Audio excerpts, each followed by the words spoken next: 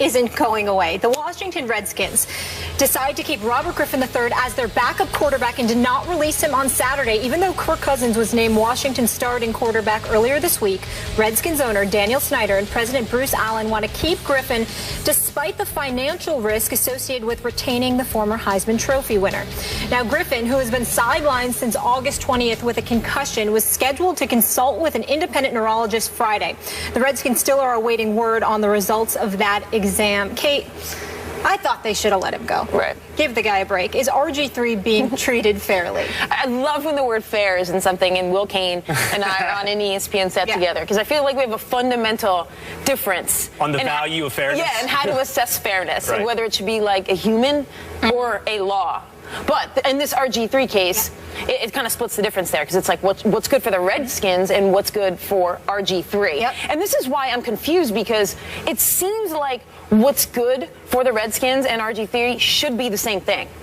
I don't understand why RG3 is still with the Washington Redskins. You can tell me that it's because the Redskins they need another QB. Why get rid of a QB who you think at least can perform at an NFL level? But then there's everything else that's coming around with that. And there's also his $16 million option that they picked up that if he gets hurt, is problematic for them. So they're taking a huge, huge risk here. And I don't really totally understand the logic behind it. If you don't think he's good enough to start, why would you risk having to pay him $16.3 million next year?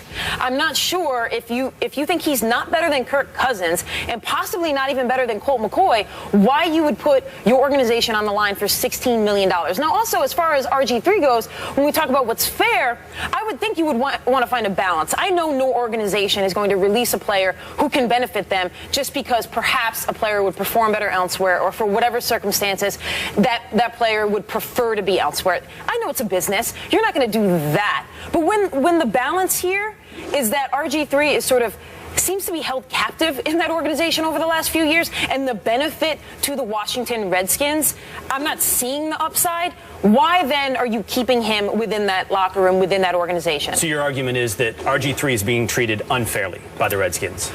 My argument is that I actually believe it would be fair to both parties to let him go. I don't even understand the logic. Right. There's that small kernel of like, well, he's a decent QB. Why would you get rid of a decent QB? Okay, so what I would suggest is Robert Griffin III has been treated more than fairly by the Redskins organization. That does not mean, however, that he hasn't been mismanaged. You can be mismanaged and be given more than every chance for success, been treated more than fairly. I look at many quarterbacks in the NFL and I think, wow, what an unfortunate situation did they find themselves in? How unfair that David Carr had 4 offensive coordinators, a new offensive coordinator every year, and a horrendous offensive line, and he led the league in sacks year after year. David Carr was a massive talent that could have been great.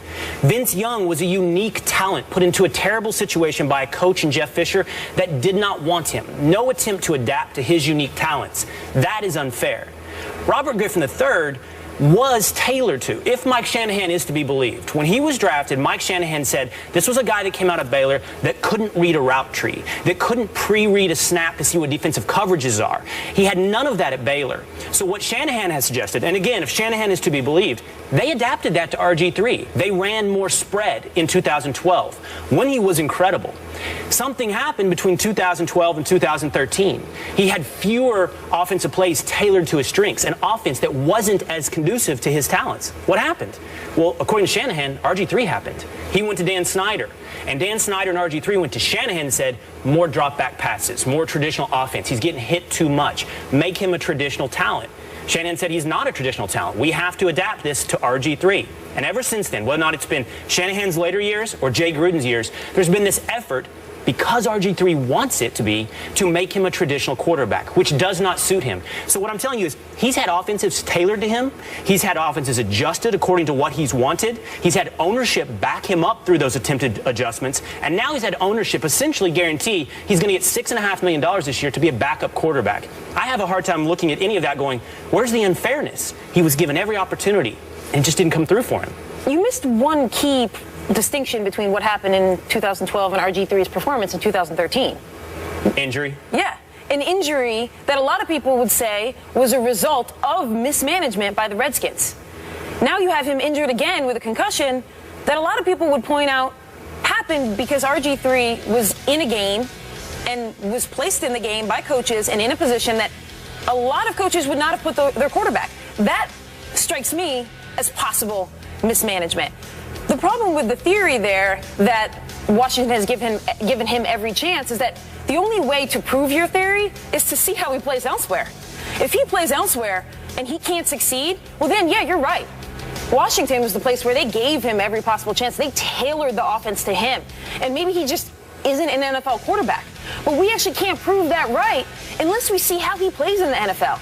And we're not getting to see that right now because he's stuck in Washington. Making $6.5 million. True, if it's about money. If the conversation's about money, well, then I don't feel bad for RG3. Let's take the money out of the conversation and actually talk about a guy trying to do his job, trying to prove himself, and actually not getting that chance.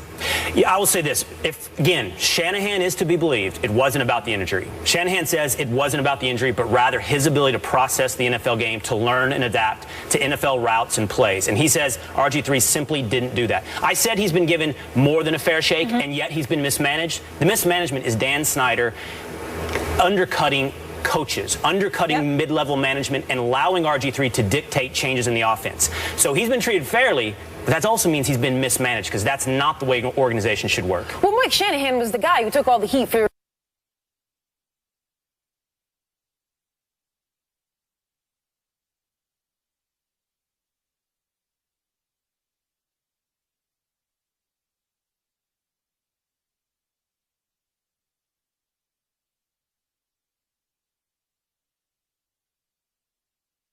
together, okay? I don't know. This smelled a little bit to me like maybe they're not totally trusting in Kirk. That was just maybe a little bit of that. My 2 cents there. At least we know with Daniel Snyder, he's always had his back.